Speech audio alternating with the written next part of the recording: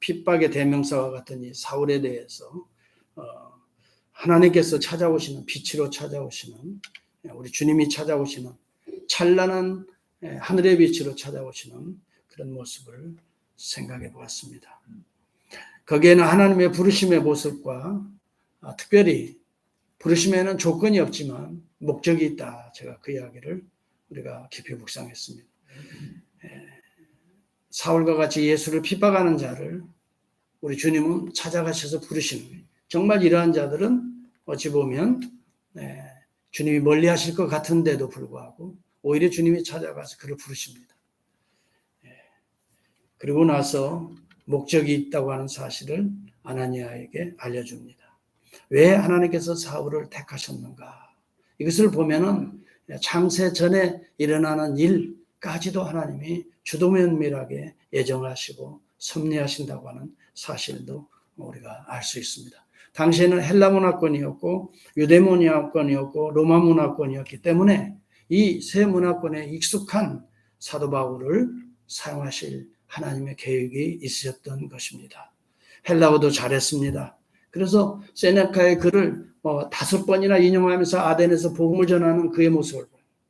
그리고 여러분 아라투스나 에피메네데스나 당시의 유명한 철학자들의 그 시를 인용해서 복음을 변증하는 이런 모습을 우리가 사도행전 17장에서 보는 거예요.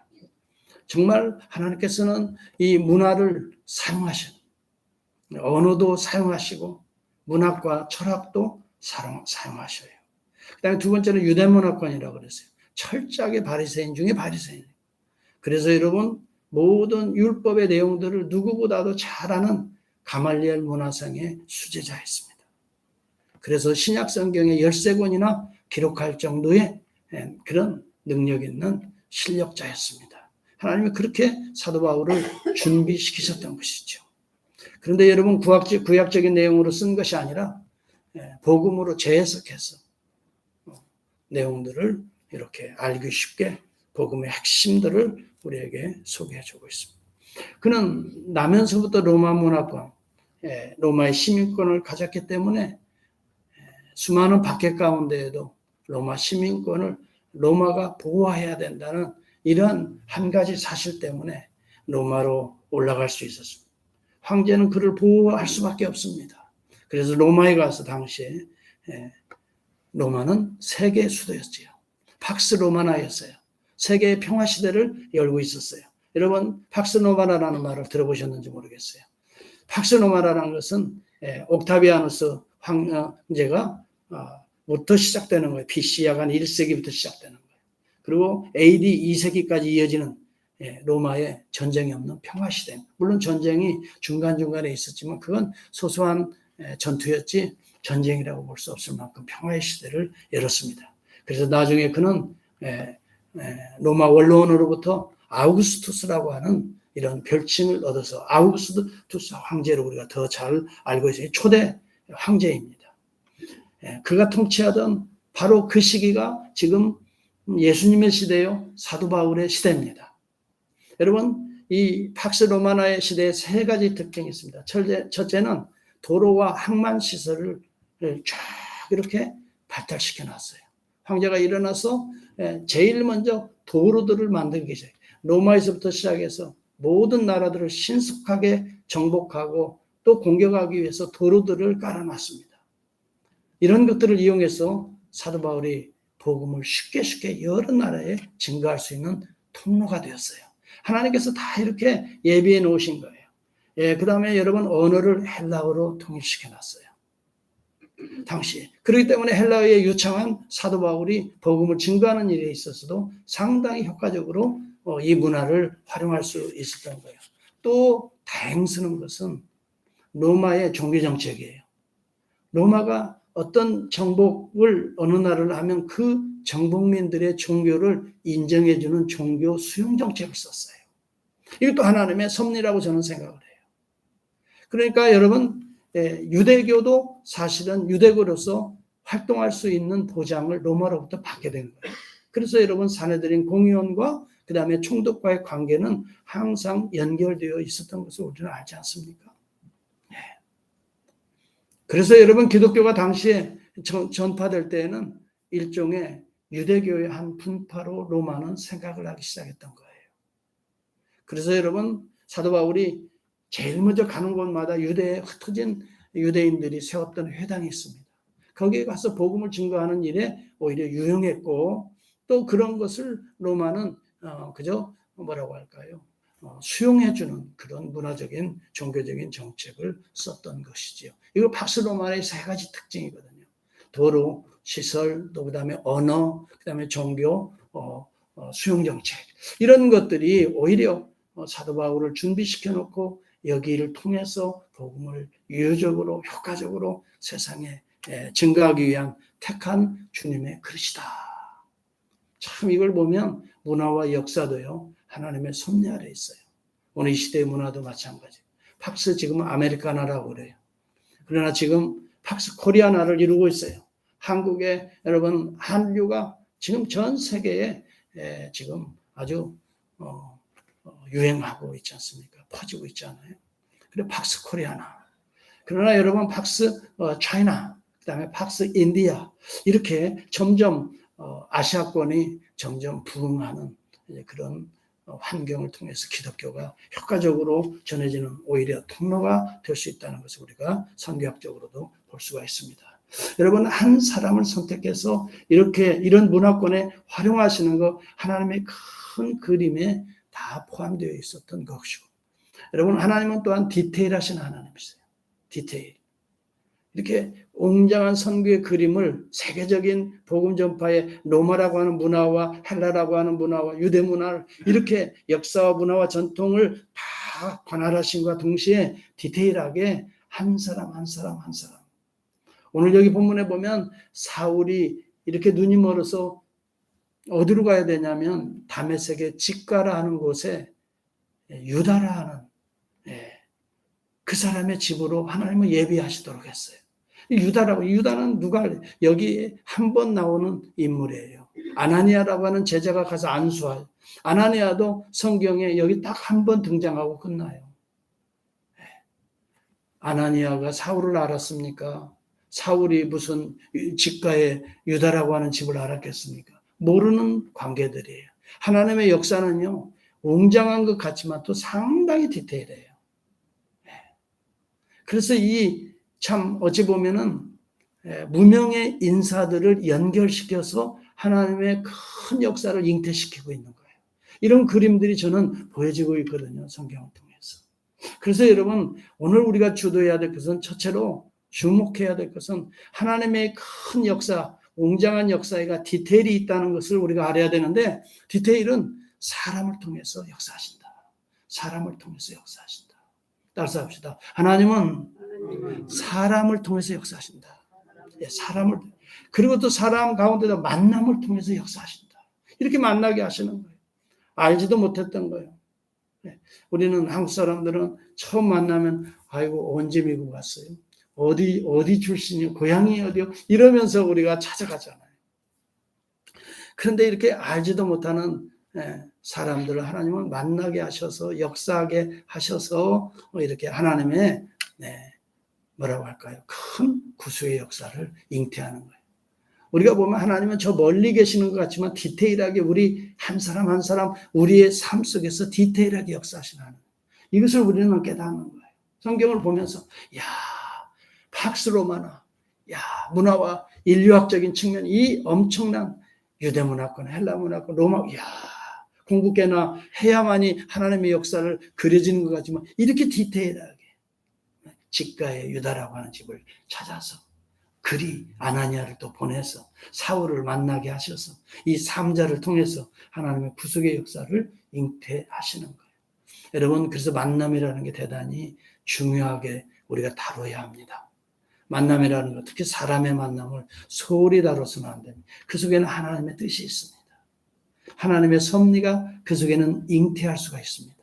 그렇기 때문에 우리는 만남을 우리의 시각으로 봐서 소홀하게 아유 뭐 저런 사람 만나봐야 시간 여러분 그렇게만 생각할 것이 아니에요. 그래서 기도하면서 만나야 되고요. 성령이 인도하신 가운데 만나야 돼요. 여기에 하나님의 놀라운 또 뜻이 있기 때문에 그래요. 저는 원래 그렇게 좋아하지 않는 그런 노래도 좀 있습니다. 패티김의 이별 같은 노래는요, 별로 좋긴 좋은데, 운율이나 이런 거 좋은데 내용이 썩 마음에 안 돼. 어쩌다 생각이 나겠지. 뭐 냉정한 사람이지만 뭐 이런 내용.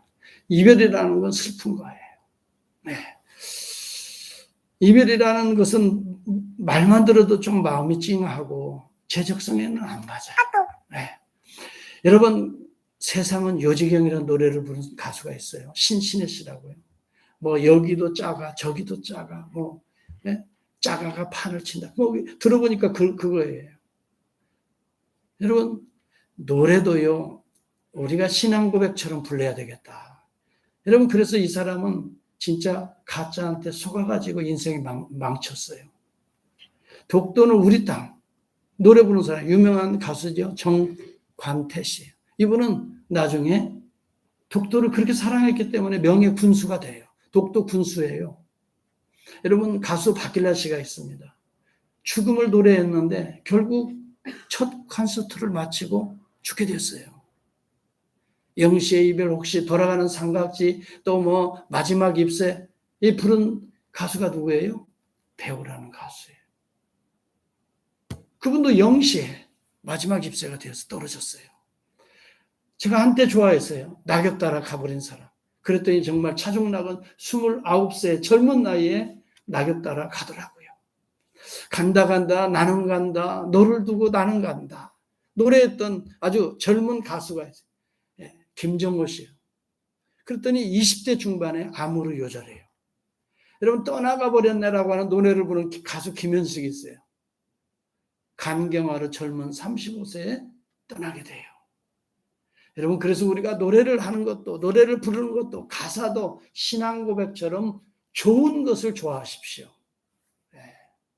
하나님의 은혜가 담겨져 있고 하나님의 뜻이 담겨져 있고, 가수에도 뭔가 그 가사에도 유행가도 상관없다고 저는 생각해요. 유행가 자체가 나쁜 건 아니에요. 그 내용과 그것을 무엇을 생각하면서 무엇을 목표로 부르느냐예요.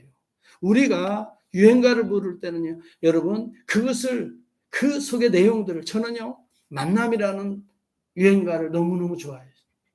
누가 나보러 노래를 부르라고 그래서 만남이라는 노래를 가서 부른 적이 있어요. 그 노래를 내가 여러 번 들으면서 배웠어요. 익혔어요.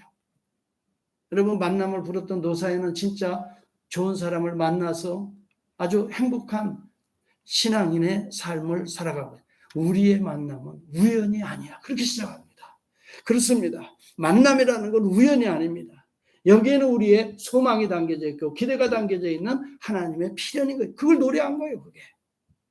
네. 여러분, 우연의 사람이 우연히 만난다고 생각하는 사람은 우연히 왔다가 우연히 헤어지는 걸 노래합니다. 그러나 여러분, 모든 우리의 만남이 우연이 아니다는 것을 아는 사람은 이 속에서도 우리의 소망이 있고 기대가 있고, 이 속에서도 하나님의 뜻이 있다 생각하고 그 만남을 소중히 여기고 가꾸는 거예요. 한 번 만나고 헤어지는 것이 아니라 이 만남이 서로 상처되지 않고 잘 발전할 수 있도록 잘 가꾸는 거예요. 여러분, 그러다 보면 이 만남을 통해 좋은 결실을 우리가 얻을 수가 있게 되는 거예요. 나에게 별 유익이 되지 않아, 나에게 뭔 도움이 되겠어요? 여러분, 꼭 그렇게만 무조건 판단하지 마시고 기도하면서 이 만남을 소중히 한번 연결해 보시기를 바랍니다. 그러면 그 안에서 무언가가 하나님의 좋은 결실들이 있을 줄 누가 알겠습니까? 오늘 여기 본문에도 보면은 아나니아가 사울을 알아요. 사울이 아나니아를 알아요. 유다의 집을 알아요. 다 그런 가정들을 통해서, 만남을 통해서 하나님의 역사가 잉태되고 있는 것을 우리는 보고 있어요. 또 하나는요, 무명의 사람들을 우리 하나님은 무명의 만남을 통해서 큰 뜻을 이루신다는 것도 배우게 돼요. 아나니아도 여러분 무명 제자입니다. 여기 한 번이라고 제가 말했어요. 그 뒤에 아나니아의 이야기가 없어요. 유다라고 하는 집도 무명인사예요. 네. 이런 사람들을 만나게 하셔서 그 사람들을 통해서 사실 안수받고 세례받고 거기에서 하나님의 음성을 듣고 이방인과 임금들과 이런 자들을 위해서 택한 나의 그릇이다라는 하나님의 음성을 듣잖아요. 그래서 회개하고 세례받고 눈이 열리게 되고 이런 일들이 그 만남을 통해서 무명의 사람들을 통해서 이루어지고 있지 않습니까? 여러분, 무명인이라고 해서 절대 여러분 외모로 사람을 판단하지 마십시오. 사람들은 외모를 보면 특히 한국 사람들이 특별히 그래요. 주로 1등 인류대학 아니면 명문대 아니면 아주 사람 취급 안 하려고 그래요. 네. 지금도 정치 상황 보세요. 네. 그래서 옛말에 사람이 나면 어디로 보내? 서울로 보내고 말이 나오면 제주도로 보내라는 말이 있을 정도예요. 그래서 너도 나도 서울로 올라와야 성공하는 줄 알아요. 우리 한국 사회는 아직도 간판 사회예요. 네. 그런데 여러분 간판이 꼭 나쁘다는 거 아니에요. 그만큼 내용이 튼실해야 돼요. 내용이 있어야 된다 이 말이에요. 네. 그 인격의 내용이 있어야 되고요. 명문의 내용이 있어야 돼요. 겉만 번지르하게 어디 나왔니 어디 출신이 아니에요. 그만큼의 실력이 있어야 되고 그만큼의 인격이 갖춰져야 되고. 미국이 저는 좋아요. 미국이 좋은 것은요. 외모로 보는 게 아니에요. 간판으로 그 사람을 이렇게 쓰는 게 아니에요. 그 사람의 실력, 그 사람의 인격, 그 사람의 됨됨이, 일에 대한 적성, 그 사람의 사회성, 사회적인 기여도를 예상하면서 여러분 그 사람을 기용하고 또 이렇게 잠재적인 실력 이런 것들을 보잖아요.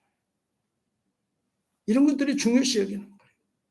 그런데 중요한 것은 하나님 나라에는 어떤 자들을 쓰는 거냐. 명문대학 출신을 쓰는 게 아니에요.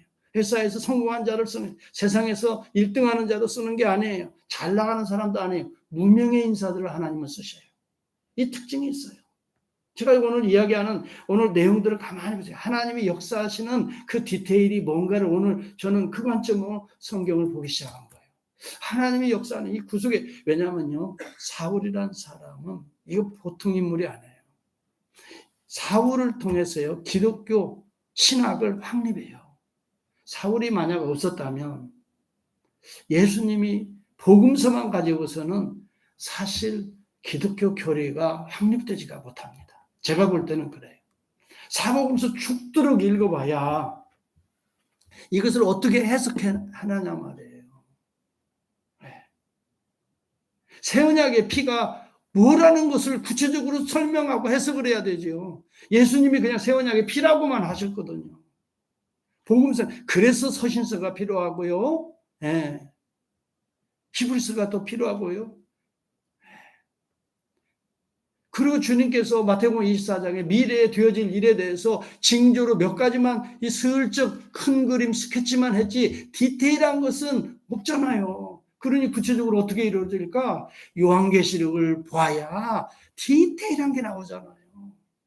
그래 이런 것들이 종합적으로 이루어져서 우리가 현실을 제대로 볼 수 있고 기독교 교리의 기둥을 제대로 박을 수가 있고 그 집을 하나님의 집을 제대로 지을 수가 있게 되는 그 역할을 사도 바울이 했어요.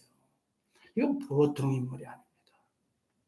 그런데 이 특별한 이런 인물을 통해서 역사하는 것만이 아니다는 것을 우리가 알아야 돼요.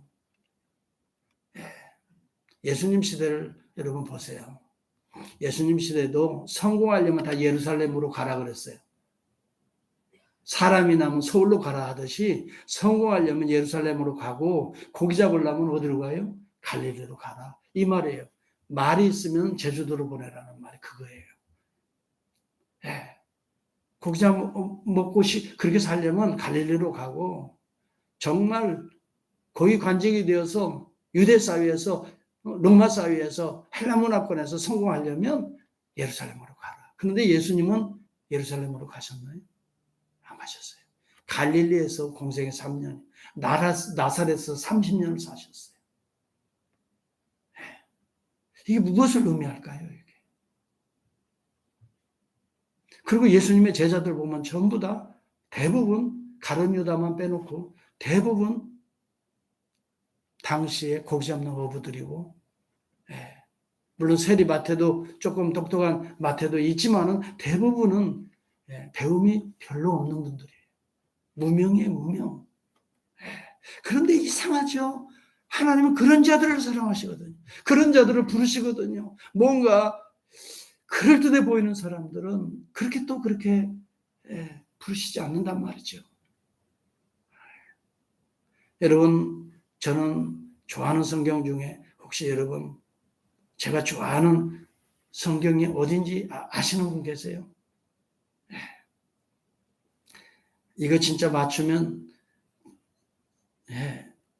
제 설교를 정말 잘 들으셨던 분이에요. 저 이 얘기를 몇 번 한 것 같아요. 제가 좋아하는 성경 구절이요. 로마서 16장입니다. 물론 로마서 8장도 기가 막히게 좋아합니다. 로마서 7장, 8장, 7장 마지막 부분도 기가 막히게 좋아합니다. 오라 나는 공고한 자로다. 나 마음은 선한 것을 추구하지만 왜 이렇게 악하고 자기 자신을 보는 거예요. 그리고 복음 안에서 그리스도 안에 있는 자는 결코 정죄함이 없으리라 하면서 복음으로 죄로부터의 자유와 해방을 선포하는 게 로마서 8장 1절이에요. 그러면서 여러분 성령의 역사로 연약한 우리가 어떻게 하나님의 구속의 역사를 감당하는가. 로마서 8장은요 정말 좋습니다. 좋습니다. 그런데요 못지않게 교리적으로는 그런 게 좋은데 신학적인 것으로는 좋은데 저는 또 한 가지로 로마서 16장이 너무너무 좋아요. 빛도 없이 이름도 없이 주 앞에서 충성한 사람들의 이름이 쭉 기록되고 있다는 거예요. 무명용사들의 저는 이름이라고 생각이 들어요. 교리도 중요합니다. 그러나 그 교리가 확립되기까지 옆에서 곁에서 여러분 도와줬던 사람들은 수도 없이 많아요. 사도 바울은 한 사람입니다. 그러나 여러분 사도 바울이 사울이 바울 되기까지 곁에서 수고하고 헌신했던 수많은 사람들이 이름들이 거기 기록되어 있습니다. 우리 모두는 바울이 되려고 합니다. 많은 목회자도 바울과 같은 목회자가 되려고 이름도 폴이라고 짓기도 하고 그렇습니다. 그러나 여러분 바울은 한 사람입니다. 바울과 같은 인물이 또 없습니다. 정말 그런 인물은 딱 한 사람이에요. 각자에게 주어진 은사들이 다 달라요. 그렇다고 여러분 사도 바울이 더 우리보다 위대하다 그런가? 하나님 앞에서는요 동일합니다. 구원의 은혜는 동일합니다. 은사는 각기 다르지만 구원받고 천국 가는 건 동일한 것입니다. 우리에게 주어진 은사에 또 은혜에 하나님의 부르심에는 후회함이 없으시다 그랬어요. 하나님의 은혜와 은사는 후회함이 없으시다 그랬어요. 이 말이 무슨 말입니까? 사도 바울만 부르고 누구는 잘못 불렀는데 이렇게 후회한다는 말이 아니에요. 뒤로 물르지 않는다 이 말이에요. 후회하심이 없다는 말은 뒤로 물르지 않는다 이 말이에요. 내가 누구를 불렀는데 이게 좀 마음에 안 든다고 뒤로 물러. 바꿔버리는 법이 없다 이 말이에요. 이 말이. 한번 하나님이 부르시면 끝까지 하나님이 만들어서 사용하신다는 거예요. 어떻게 만들어 가시는가? 이런 환경을 통해서 만남을 통해서 비록 못난 자이지만은 여러 가지 환경들을 통해서 만들어서 쓰신다 이 말이에요. 또 돕게 해서 또 쓰신다 이 말이에요. 내가 바울이 아니더라도 좋아요. 그 곁에 바울을 이해하고 돕게 해서 또 쓰시는 거예요. 저는 워싱턴에서 목회한 적이 있습니다. 물론 부목사로 워싱턴에 가보면 유명한 알링턴에 가보면 국립묘지가 있어요. 물론 조지 워싱턴에 이 묘도 대통령 묘들도 있지만은 수많은 전쟁에서 전사한 전몰 장병들이 한 40만 명이 묻혀 있습니다. 그 가운데에 무명용사의 묘가 있습니다. 저는 이곳을 꼭 가보고 싶었습니다. 이 사람들은 DNA로 아무리 조사해도 누구인지 밝혀지지가 않아요. 죽긴 죽었는데 전쟁에서. 그래서 여러분 미국은 어떤 전쟁에서든지 끝까지 누군지 모르지만 그 뼈를 송환해 오는 일을 포기하지 않습니다. 이 미국이 이래서 위대한 것입니다. 미국이 한 백성 하나를 정말 평화를 위해서 희생당한 백성 하나를 끝까지 책임지는 모습이에요. 이름이 누군지도 몰라요. DNA를 지금 조사해봐도 누군지 몰라요. 그렇지만 그 전쟁에서 죽었다 이거예요. 그래서 무명용사의 묘지가 있습니다. 거기를 24시간 무장한 군인이 지킵니다. 하루에 24시간, 일주일 내내 비가 오든 눈이 오든 그들은 총칼을 가지고 그대로 그 묘소를 지키고 있습니다. 무엇을 의미하고 있지 않겠어요? 상징하고 있지 않겠어요? 여러분, 전쟁 영웅이라고 그래서 여러분 장군들만 영웅시하는 것이 아닙니다. 이게 하나님 나라의 특징입니다. 비록 빛이 안 나는 것 같고 이름도 없는 것 같은데 하나님은 기억하신다 이 말. 하나님은 지켜주신다 이 말이에요. 하나님은 보호하신다 이 말이에요. 하나님과 여러분 유다와 같은 사람들 통해서도 하나님은 놀라운 역사를 하신다 이 말이에요. 여러분, 만남이라는 건 이렇게 소중하고 이렇게 하나님 앞에 쓰임받을 수 있다는 걸 생각하니까 여러분이 앞으로 한 주간 동안 누구를 만날지 여러분 하나님이 어떻게 또 역사하실지 모른다 하는 마음으로 기도하면서 준비하면서 여러분 한번 만나보시기 바랍니다. 그리고 복음을 어떻게 하면 통로든지 증거할 수 있기를 바랍니다. 아나니아가 안수한 것처럼 내가 안수는 못한다 할지라도 하나님께서 우리의 이 만남을 이렇게 축복해 주시기를 원합니다 하고 기도해 볼 수도 있지 않겠습니까? 그러면서 그 통로를 통해서 예수 그리스도가 내가 참 최근에 믿기 시작했는데 참 마음이 이렇게 평안하고 천국에 소망이 있고 내가 말 한마디라도 이제는 후투를 못하겠고 이런 간증이라는 것을 통해서 또 우리는 한 영혼을 지옥 갈 영혼을 건져내서 천국 가게 할 수 있지 않습니까? 여러분 그리고 사람의 편견을 넘어서야 됩니다. 처음에 아나니아에게 하나님이 나타나서 말씀 아나니아야 다다다다다 직가로 가라 다다다 유다의 집으로 가라 사울이 있다 기도하는 중이라 사울이요? 그가 10절에 이런 말을 합니다. 5 사람 사울이라 하는 자를 찾으라 사울이요? 13절에 보면 주님 내가 그 사람에 대해서 들었는데 내가 여러 사람에게 들었는데 이것이 오늘 우리의 고백입니다. 우리가 누구를 만날 때에 이런 편견이 있습니다. 이거 확증 편향이라고 심리학적으로 말합니다.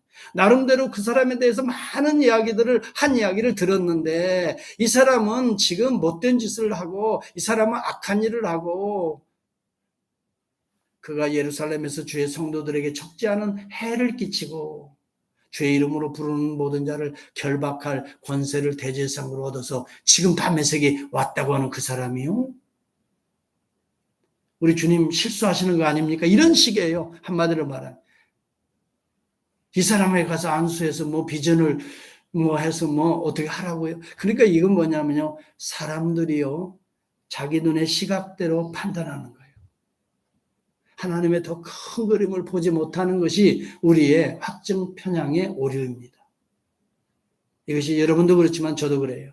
더 큰 그림을 깊이 있게 기도하면서 그려내지 못하고 보지 못하니까 지금 보이는 그대로 그를 분석하고 평가하고 판단하고 안 가겠다는 거예요. 물론 안 가겠다는 말은 여기 안에서 또 괜히 목사님 또 설교 이상하게 한다고 소문내지 마세요. 안 가겠다는 말을 하신 건 아니고 내가 생각해 볼 때 약간 좀 주님의 말씀에 좀 이렇게 반기를 드는 식의 어투란 말이에요. 그 사람 내가 듣기 여러분 우리도 그러잖아요. 사람에 대해서 말을 많이 하잖아요. 우리의 듣기에 하고 판단해 버려요. 많은 사람들이 그렇기도 하고 판단해 버려요. 이게 확증 편향의 오류예요. 저도 그러지 않으려고 무척 노력은 하는데 저도 나도 모르게 그 사람하고 고개가 벌써 이렇게 흔들리고 그런 때도 있단 말이죠. 하나님은 그러한 자도 쓰신다는 거예요. 그게 사실이라 하더라도 지금부터가 중요하다는 거예요. 이제 안수하에서 그가 비늘이 떨어진 다음에 인생관이 바뀐 다음에 그가 기적을 체험한 다음에 세계관이 바뀐 다음에 가치관이 뒤집어진 다음에 하나님이 성령이 충만한 다음에 하나님이 그를 쓰시겠다는 거예요. 우리 주님은 벌써 그런 계획을 가지고 그 사람을 부르는데 지금의 모습으로 보거든요. 그 사람이 얼마나 우리를 핍박을 가하고 못된 짓을 많이 했는데 오늘의 모습 지금의 시각으로 보는 것이 확증 편향의 오류예요.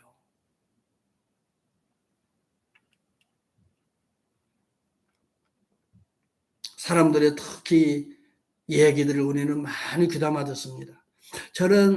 저와 여러분에게 동시적으로 도전하고 싶어요. 사람들의 말을 듣지 말라는 건 아니에요. 들어야 됩니다. 들어서 자꾸 되새김질 해야 됩니다. 그러나 하나님의 음성을 더 귀하게 들어야 돼요. 사람의 음성도 들어서 잘 우리가 되새김질해서 그 말 속에 담겨 있는 나를 향한 하나님의 음성이 있어요. 그걸 잘 가려듣고 또 하나님께서 우리를 향해 직접적으로 하시는 음성을 잘 귀담아 들을 때에 거기에서 구속의 역사가 내 안에 싹 트게 되는 거예요. A.W. 토저의 성령님이란 책, 홀리 스피릿이라는 책을 읽고 있다고 제가 말씀드렸죠. 그 글에 보니까 이런 이야기가 들려요. 내용이 나와 있어요. 그리스도를 따른다고 하는 많은 사람들이 세상 방법으로 판단하고 말하고 행동하고 세상 방법으로 분노한다. 그러나 우리 속에 일어나는 분노도 성령님이 주시는 거룩한 분노가 아닐 가능성이 대단히 높다. 인간적인 감정의 분노가 너무 많다는 거예요. 그런데도 믿음이 좋다고 하는 사람들은 이분이 지금 그걸 지적하는 거예요. 마치 하나님이 내 안에서 분노하시는 거지 거룩한 분노로 유장한다는 거예요. 인간적인 감정을 가지고 하면서도. 그러면서 이런 얘기예요. 성령님의 인도하심이 없는 상태에서 우리에게 나오는 분노는 유익보다 해를 끼치기가 쉽고 그때의 권면이나 그때의 이야기는 상대방을 파멸로 아니면 절망으로 아니면 상처로 남기기가 쉽다. 진정 그리스도를 묵상한다면 온유한 마음이 들 때까지 그 사람이 사랑으로 충만해지는 그런 순간이 들 때까지는 지적하고 꾸짖는 법을 삼가하라. 참 저에게 많은 도전을 줍니다.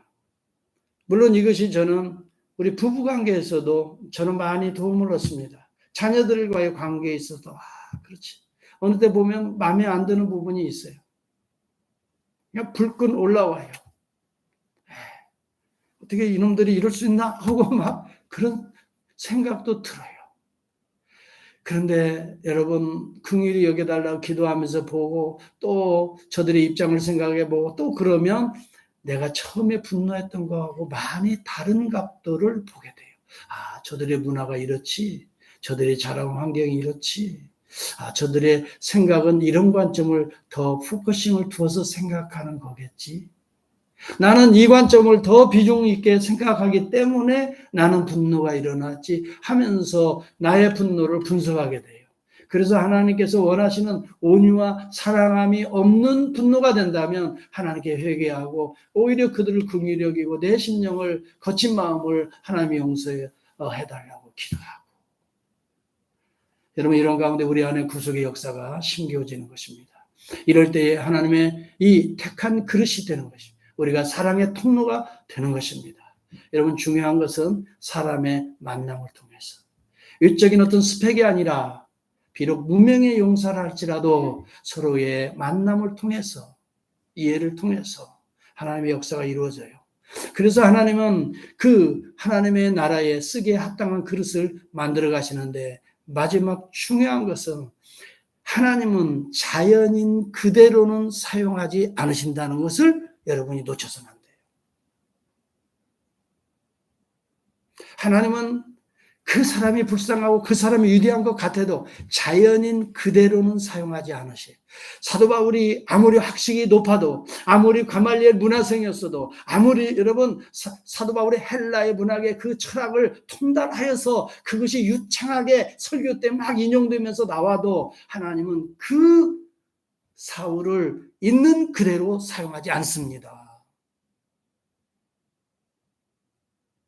마치 여기 비늘이 벗겨졌다고 하시듯이 회개하고 세례를 받게 되는데 그를 거듭나게 하신 다음에 성령으로 충만하게 하신다 여기 나오잖아요. 그 다음에 사울의 마치 어찌 보면은 사울의 공생애가 시작되는 거예요.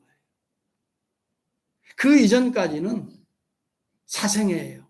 그가 아무리 유대교에서 위대한 바리새인 중에 바리사파 하라 하더라도 명망이 있는 잘 나가는 뭔가 소위 말하면 기대의 지에 정말 미치는 그러한 앞으로 저 사람을 통해서 뭔가 위대한 뭐 유대주의에 아니면 유대교의 뭔가 종교인의 모습이라들까요? 뭐 준비된 모든 것을 이제야 드디어 하나님은 그걸 사용하시는 거예요. 거기까지는 사생애입니다. 사생애예요. 개인적인 생애예요. 그렇게 공부할 수 있어요. 그렇게 높이 올라갈 수도 있어요. 그렇게 어떤 종교에 심취해서 그렇게 열심일 수도 있어요. 그건 사생애일 뿐이에요. 하나님의 공생애, 예수님과 같이 공적으로 쓰임받는 공생애는 거듭난 이후부터 시작된다는 걸 기억하십시오. 그래서 비늘이 떨어지는 거예요. 여기에는 실제적으로 누가는요, 의사기 때문에 눈의 각막과 같은 것이 벗겨졌다라고 묘사를 의술적으로 합니다만은 실제적으로는 저는 하나의 메타포로 보여져요. 물론 실제적으로 각막이 벗겨졌어요. 그래서 여러분, 어떤 분은 백내장갑 같은 그런 것들이 벗겨진 게 아니냐라고 보는 학자도 있고, 뭐 여러 이야기를 하고 실제적인 이렇게 저는 핸드릭슨 주석에 보니까요, 네, 실제적으로 뭐 그런 류의 예화도 나오더라고요. 그러나 저는 그런 관점도 물론 뭐 틀린 그것까지는 내가 잘 모르겠어요. 뭐 볼 수도 있고, 그러나 그게 그렇게 중요한 게 아니에요. 그냥 저는 하나의 상징처럼 보여져요. 벗겨진다는 거예요. 한꺼풀 벗은 거예요. 이것은 세계관, 인생관, 가치관이 벗겨진 거예요. 지금까지의 사생활에 자기를 위한, 자기 명예를 위한, 자기 종교의 열심을 위한 이것이 벗겨지는 거예요.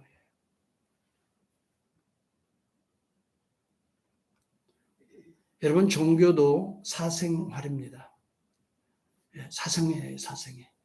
주님의 공생애를 따라갈 수가 없어요, 종교도. 종교 행위 같은 거 여러분 다 사적인 생활들이에요.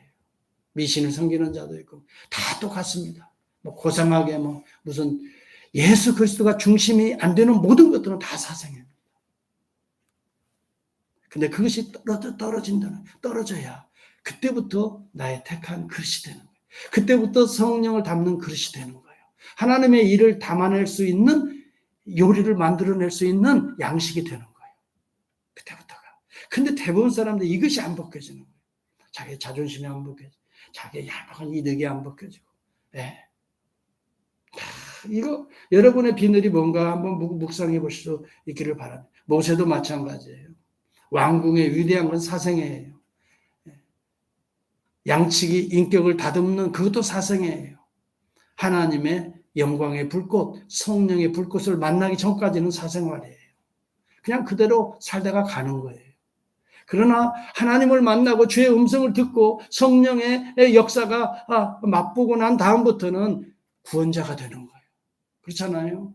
그때부터 출애굽의 역사, 그때부터 모세라고 우리가 부르는 거지요. 만약 사생활이 성경에 기록될 리가 없습니다. 모세가 뭐가 대단합니까? 그가 그리스도의 공생애처럼 하나님 나라의 구원의 역사에 자기를 던져 살았던 그 생애가 기록된 것입니다. 여러분, 하나님의 택한 그릇이라고 볼 때에 12제자도 마찬가지예요. 12제자도 공간복음에 나오는 12제자는 주님이 안 써요. 기적이 안 일어났어요, 그들에게는. 그렇죠? 그들에게는 언제부터 기적이 일어나요? 성령 받고 나서부터. 베드로의 그림자만 밟아도 막 낫는 역사가 일어나잖아요. 죽은 자가 막 살아나는 그런 역사. 바울도 마찬가지. 손수건만 만져도, 바울의 손수건만 만져도 병 고치는 역사가 있어요. 이게 이제 예수 그리스도의 공생에 예수님이 모델이시고, 우리가 그 길을 거듭난 자들이 살아가는 거거든요. 중요한 것은요, 하나님은 자연인을 하나님의 일에는 그대로 쓰지 않아요. 자연인을 눈꺼풀을 벗기듯이 각막을 벗기듯이 그 인생관을 벗기듯이 우리를 벗긴 다음에 새로운 것을 성령을 부어주셔서 우리를 사용하시는 거예요. 그래서 여러분 성령과 지혜가 충만한 자 7을 택하라 그랬어요. 하나님 나라의 일꾼은 따라서 합시다. 하나님 나라는 그대로는 안 쓴다. 내가 부족하다고 나를 그대로는 안 써요. 불쌍히 그건 안 해요. 하나님 나라는요. 성령을 충만하게 한 자를 쓰시는 거예요. 그래서 여러분들이 말씀을 사모하고 듣고 잘 들어야 성령 충만하고 여러분 사울이 여기 눈이 먼 다음에 기도하고 있는 중이라 기도 열심히 해야 돼요. 성령이 기도하는 120 문도에게 내려왔어요. 기도하는 만큼 여러분 성령의 충만함을 받아요. 기도하는 만큼 저는 그것을 시간으로 말하는 게 아니에요. 시간하면 1시간 하면 1시간 성령을 받고 2시간 하면 2시간 받고 3시간 금식 기도하면 금식 기도하는 만큼의 그걸 말하는 게 아니에요. 물량적이지 않아요. 성령은. 얼마나 우리의 마음이 심령이 진실하고 정직하게 한순간이라도 기도하느냐에 따라서 하나님 그 사람을 쓰는 거예요. 형식적으로 뭐 그 시간 맞춰가지고 새벽 기도한다고 되는 게 아니에요. 정말 그 시간도 비몽사몽간에 형식적으로 물론 그것도 그러면서 이제 우리가 더 깊이 들어가는 거예요. 그런 훈련이 필요하긴 하지만 그냥 그 자체로 우리가 은혜 받는 건 아니에요. 성경에 보면은요 성령이 충만한 것은 뭐 복잡하게 설명 안 해요. 말씀을 진정으로 잘 받아들이는 자. 이것은 30배, 60배, 100배의 결실을 얻는다고 주님이 말씀해요. 그 마음 옥토는 부드러운 마음이라고. 다 삭힌한다 이 말이에요. 말씀 없이 성령 역사 없습니다. 담대하게 제가 증거합니다. 하나님의 말씀 없이 성령 역사 없습니다. 기도 없이 성령의 능력을 갖고 여러분 하나님 나라의 그릇이 될 수가 없습니다. 분명합니다. 교회의 역사가 우리에게 증거합니다. 여러분 초대교회도 다 그런 사람들이 하나님께 쓰임받았고요. 여러분 그 다음에 중세도 그런 사람들이 쓰임받았고요. 여러분 근대와 현대로 오면서 그런 사람들이 지금도 쓰임받고 있는 거예요. 그렇기 때문에 저와 여러분들은 성령으로 변화되지 않아요. 거듭나지 않으면 가치관이 바뀌지 않으면 세계관이 바뀌지 않으면 여러분 내게 유익하던 것을 내가 그리스도를 위하여 다 해로 여기는 이런 가치관의 전도현상 빌립보서 3장 7절입니다. 세계관이 달라지고 가치관이 달라지는 모습을 우리는 보고 있는 겁니다. 모든 것을 해로 여기면 내 주 예수 그리스도를 아는 지식이 가장 고상합니다. 여러분 가치관이 달라졌습니다. 나는 세상에 다른 헛된 것들이 가치 있는 줄 이거 다 배설물 똥으로 여겨버리고 나는 예수 그리스도를 아는 지식 이것이 최고의 가치다. 고상함이라는 건 최고의 가치다. 최고의 핵심 가치다 이 말이에요. 그를 위하여 내가 모든 것을 잃어버리고 배설물로 여기면 그리스도를 얻고 그 안에서 발견되려 여러분 진짜 그렇게 살아가십니까? 그렇다면 역사가 일어납니다. 그러지 못하기 때문에 역사가 밋밋하게 신앙생활하는 겁니다. 여러분 정말 사도 바울과 같이 그렇게 고백할 수 있습니까? 그 안에는 지혜와 지식의 모든 보화가 감추어져 있느니라. 골로새서 2장 3절까지 그렇게 성경을 봅니까? 성경을 보면 야 다이아몬드 하나 얻은 것보다 더 큰 기쁨이 있습니까? 고린도후서 10장 4절 5절에 보면 모든 이론을 무너뜨리며 하나님 아는 것을 대적하여 높아진 것을 다 무너뜨리고 모든 생각이니까 에브리 또시라고 그랬어요. 모든 사상이에요. 이 시대의 모든 사상을 어떻게 해요? 그리스도에게 복종케 하니. 조금만 위대한 철학자가 말하면 뭐 대통령이 보면 돈 많은 사람이 보면 대단해 보여. 아직도 우리의 가치 물질주의 가치고 세속주의적 가치고 그러면서도 교회에 오면 또 경건한 척.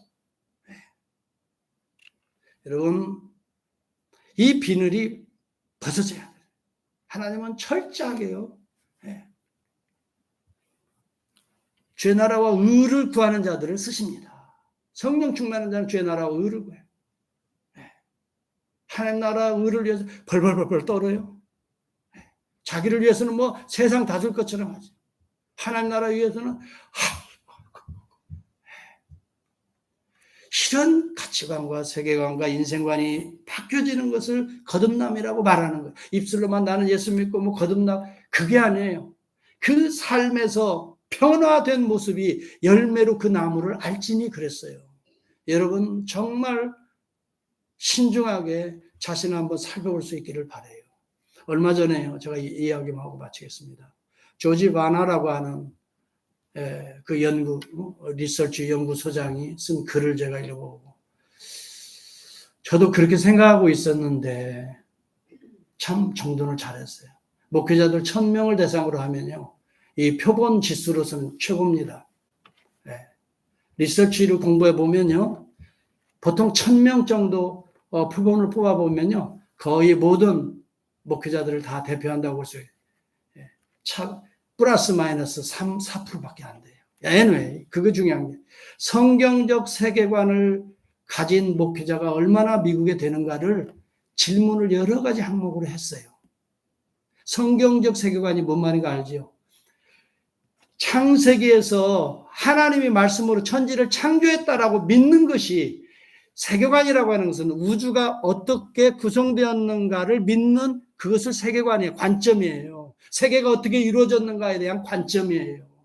인간이 어떻게 만들어졌는가에 대한 비유, 어떻게 인류 문명의 역사가 흘러오는가에 대한 비유, 관점을 세계관이라고 그래요. 성경적 세계관을 가진 목회자가 얼마나 되나. 미국 내 목회자 1000명을 대상하는데 목회자들 3명 중에 1명만이 성경적 세계관을 가지고 있다고 했어요. 3명 중에 1명, 37%였어요. 그냥 종교적인 윤리적인 설교하는 거예요. 이렇게 하면 참 맑고 깨끗하게 살아야 된다 이런 설교하는 거예요. 거듭나지 않았다 이 말이에요. 성경적 세계관이라는 것은 온 우주가 하나님의 말씀으로 창조된 것을 믿는 거예요. 이 기반에서 그 다음에 신앙, 빌리프가 나와요. 이 신앙 위에 세워지는 걸 가치관이라고 그래요. 밸류라고 그래요. 가치관에 따라서 행동하게 돼 있어요, 사람은. 그게 가장 밑바닥의 세계관이에요. 이 세계가 어떻게 구성되었다. 어떤 사람은 물로 구성되어 있다. 어떤 사람은 공기로 구성. 학자들이 옛날부터 아리스토텔레스 그 시대 헬라의 철학자들이 어떤 사람은 아르키메데스는 수로 되어 있다. 하나님의 말씀으로 되어 있다라고 믿는 것이 성경적 세계관이라 말이에요. 그리고 성경을 그대로 믿는 자들의 목회자가 몇 프로? 37%예요. 그러면서 그분이 말해요. 목회자를 의지하는 시대는 지났다 그랬어요. 목회자 의지하다가 엉뚱한 길로 가게 됐어요. 지금 그렇게 되어 있다 이 말이에요. 목회자 의지하지 말라는 거예요.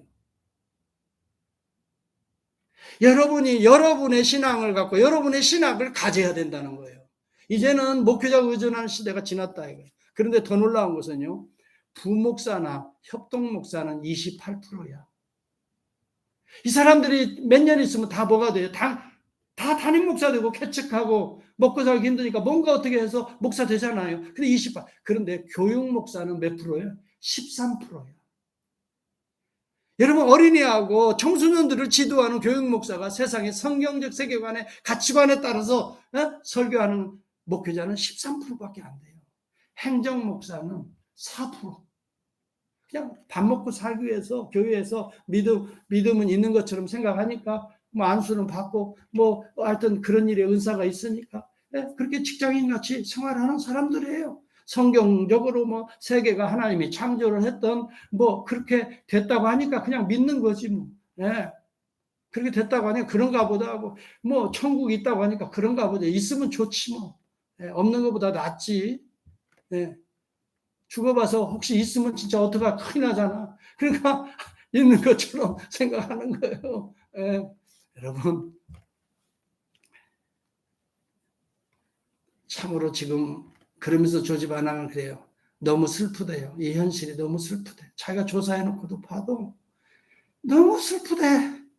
그리고 가슴이 아프고 미래가 어찌 보면 무섭다는 거야. 미국의 지금 팍스 아메리카나가 무섭다는 거야. 그리고 너무 조심스럽다는 거야 이제. 하나님은요, 자연인을 무시하고 멸시하지는 않아요. 그러나 하나님의 일에는 적어도 자연인은 쓰지 않습니다. 기억하십시오. 사람은 만남을 통해서 하나님의 역사를 감당합니다. 또 모르는 자라 할지라도, 또 무명의 인사라 할지라도 소중히 만납시다. 소중히 대합시다. 만남을 우리가 잘 가꾸어 가야 돼요. 한 번 만나서 되는 게 아니잖아요. 내가 좀 뭐가 희생이 되어야 돼요. 돈도 들어가야 돼요. 시간도 들어가야 돼요. 물질도 또 여러 가지 정성도 들어가야 돼요. 이렇게 만남을 잘 가꿉시다. 그러나 여러분, 그렇다고 해서 그걸 쓰는 건 아니에요. 거듭나는 만남이 되어야 된다. 성령으로 거듭나지 않으면 그냥 인간적인 만남이 또 해질 수밖에 없는 그런 만남, 상처를 줄 수밖에 없는 그런 만남. 그러나 거듭난 서로 실수가 있어도 허물을 치유합니다. 서로 용서합니다. 보혈로 닦아줍니다. 그래서 다시 살려냅니다. 거듭난 만남. 여러분, 가치관이 전도된 만남, 세계관이 다시 비늘이 벗겨지듯이 땅에서 세계관이 하늘로 완전히 문이 열린 만남.